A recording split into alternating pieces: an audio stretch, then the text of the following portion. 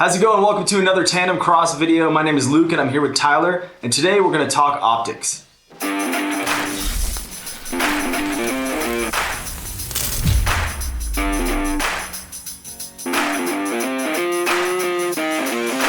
Optics are a game of trade-offs and a matter of balancing specific trade-offs based on use case. Fortunately, optic prices have gone down in recent years, and the new features and form factors allow for realistic use of red dots on multiple scenarios. But the variety can be overwhelming, and we're hoping that here in this video we can help you decide which feature sets, and mind you, I'm not talking about brands, we are going into this unbiased, strictly talking about features. Nobody's paying us for this video. We just want to help you guys out in choosing what type of optic is best for you.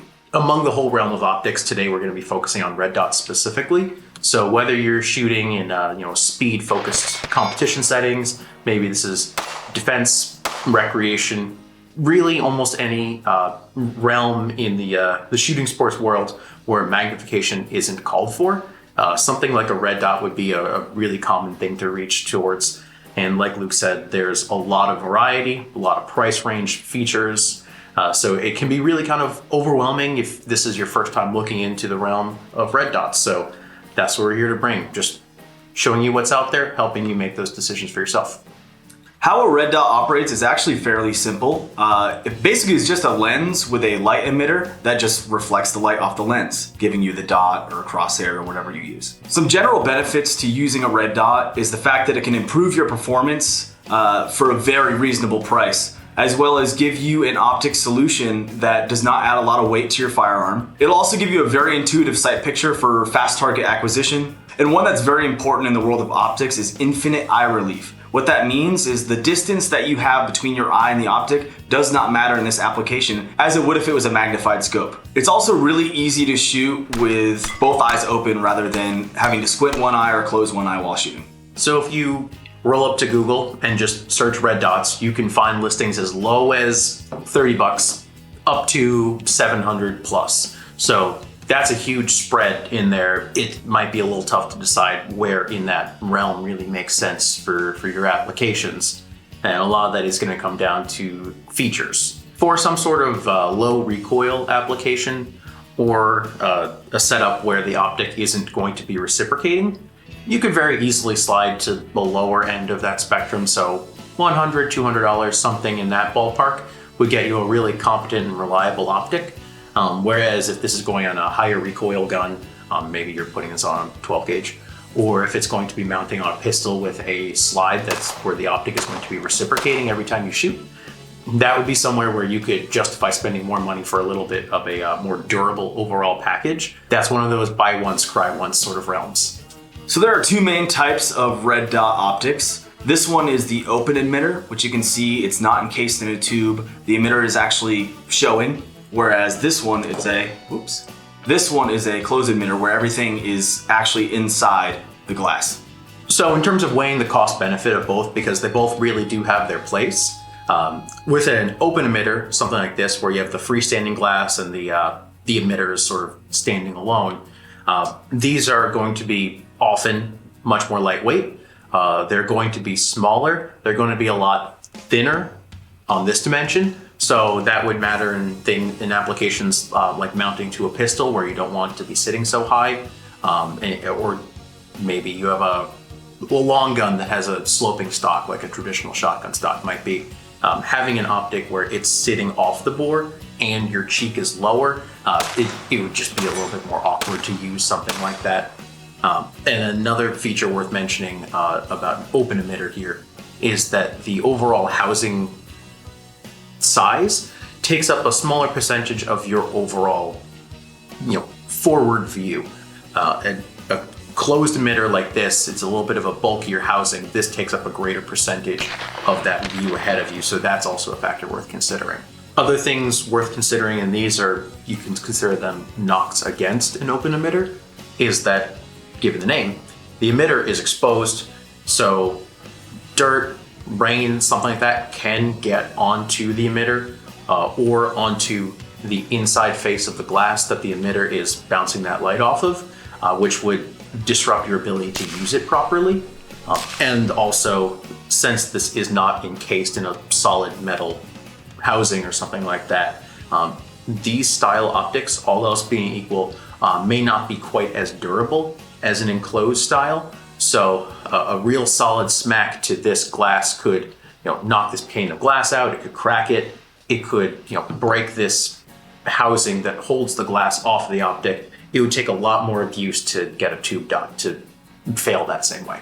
So they both have pros and cons, but it's just important to know that there are different applications for both of these and different preferences. That's what it really comes down to. So as far as another feature that these red dot optics have is the battery power and the battery extending technologies. So the battery power and the battery life has actually improved a lot recently over the years, but there's also extra features like solar or shake awake to help extend the life of the battery. So for both of these, really, let's start with the solar. There's really not a reason to choose an optic that doesn't have solar. It is a benefit, and the only real trade-off is that you're going to be paying for the fact that there's a solar panel put into the optic, versus you could save some money by choosing a comparable model that is solar-free. The other one of Shake Awake or Shake and Wake or whatever that particular brand likes to call it, there are genuine reasons why you might not want that, like the example of it's being in a car. Maybe this is on a ranch rifle for pest control or predator control, and it's always in your pickup or something like that. If you're driving around all day, yeah, it might have a Shake Awake, but it's constantly being shaken, therefore awake. So put this into consideration when you're deciding what the use of this optic and the firearm that's going to be going on actually is, because if it's something you're carrying around, you might want to make a different decision. All right, so one facet to this conversation that really needs to be discussed is over reticle style and reticle illumination color. So for illumination color, these are all commonly referred to as red dots, but that's not to say that they are all exclusively going to be red.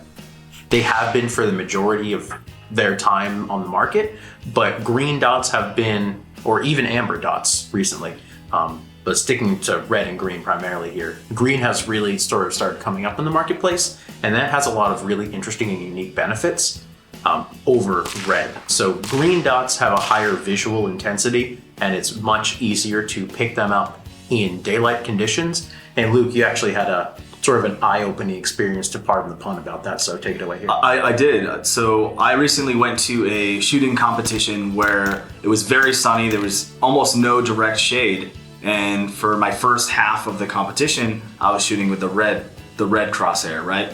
It was cool, but it was hard to see at times on certain stages, and someone told me to try green. And the reason why I didn't even consider it is because a lot of the background beyond the optic was actually green. Mm-hmm. So I thought there was going to be a conflict there. And what I discovered is actually it was really easy to see because it was perceived to me, and maybe it truly is, much brighter. Mm-hmm. Much brighter. It was a night and day difference. So on a sunny day, my personal preference is probably at this point going to always be green. I personally find that green dots are a lot easier to pick up on. I was trying to fit in a nice, clean explanation of why that is scientifically. There's good research out there. I encourage you to read it if you're nerdy like I am. But suffice to say, the human visual field is really tuned to pick up shades of green better than any other color. So use what you got your eyeballs. And that's not to say that red illumination is universally a bad choice. There are some reasons why you might prefer red dots being red. One is price. That's the more common color. Usually they're going to be less expensive. They do have better battery performance. Green is a higher intensity wavelength that saps your battery juice faster. And green, shooting under night vision, if that's something that you are going to be looking at, is problematic, often impossible, so you'll be leaning towards red illumination for shooting under knots. There are also options for what the reticle style is. It's not always going to be just a single point dot. Although that is the most common, you'll see just single dot in a variety of different sizes, 3 MOA, 6 MOA, 8 MOA, something like that. And in terms of just dot optics, that's sort of a sliding scale. The larger the dot, the easier it is to pick up and use, but the less precision you're going to get out of that sight picture. But there are also other styles, ones where you might have a dot in the middle and then a ring around it. That's always going to be something to consider. And then there are also options with bullet drop compensation lines. Not so many of those, but there are companies that are absolutely doing it. So if you pick up a red dot that is tuned for a particular load on a particular barrel length, if you stray from that, it might not line up super great. But that would be a good thing to consider if you are going to be taking shots at extended ranges. Otherwise, that sort of feature and the money that you're paying for it, you might not really be reaping any of the rewards. So we mentioned MOA, and if you don't know what MOA is, real quick, all it is it stands for minute of angle. And essentially what it is it's the coverage of the dot at 100 meters. So basically, the easiest way to say it is the bigger the dot on the optic, the higher the MOA. And we have a whole video about this. I'll link it in the description. So there are a lot of good reasons to get something like a red dot, but we'd be remiss if we didn't also mention the things and applications where it may not just work for you. First thing being kind of a universal one, putting a red dot on your pistol or rifle is not going to make the impossible possible. It will help you have faster target acquisition and things like that, but just keep your expectations reasonable as far as what you're going to expect out of one of these things. Some training is going to be involved. There's a little bit of a learning curve to overcome, and I know that's heartbreaking. You're going to need to put in a little bit of effort. It's tough. No, you're going to have to practice with your gun. Luckily, the training for red dots, you can train a lot of that at home. Just clear your gun and put it up against a blank wall and just bring it up and drill that out. Next up, they're really not going to be suitable for everybody's eyes. If you have astigmatism, even a mild one that you don't have corrective lenses or contacts for, it might be significant enough that it causes the red dots, which to people with eyes that focus normally is a nice clean dot. To you, it might look like a starburst or like a comet streak, and that's just because of the way it's bouncing light. It relies on your eye being able to focus that light perfectly to a single point like most eyes do. And you might just need to go to the range, see some optics, go to a gun store, check some out and see really which ones play well with your eyes and which ones might not. Another important thing to mention is the fact that red dots are not fixed to a specific point on the lens, so that might take some getting used to. It might help to start by co-witnessing your red dot with your iron sights. In addition to that, not all illumination colors are actually going to be visible to everyone. If you have something like color blindness to a color like red, you're going to have a really hard time seeing red. So I would make sure that you know if you do have some sort of color blindness. You should check if you have it. If not, you'll find out. Right. Before we want to round this out, there's so much more that we can discuss, but there's limited time and limited information you can convey at once. But there's a lot of factors that should also be considered, like how the battery is mounted. Some optics will have the battery mounted on the bottom, which means that you'll need to pop it off, and then when you put a battery in, you'll need to re-zero it after. And certain styles, let's say handguns that are not initially set up for red dots, that you haven't had a slide milled for it, might not accept it in a really conducive way, especially like a rimfire pistol, where there's not as much energy on the slide. So it might take a little bit of tuning to get running with your gun. Hopefully this will be really helpful in sort of surmounting that knowledge curve in terms of finding what sort of optics make the most sense for you. And I hope this helps inform your decision on what sort of red dots make sense in your application. If you guys have any questions or anything like that, you can leave them in the comments. We're happy to answer any questions that you may have in regards to our products or just this video in general. We'll see you guys next time. Thank you for watching the video. Please like and subscribe.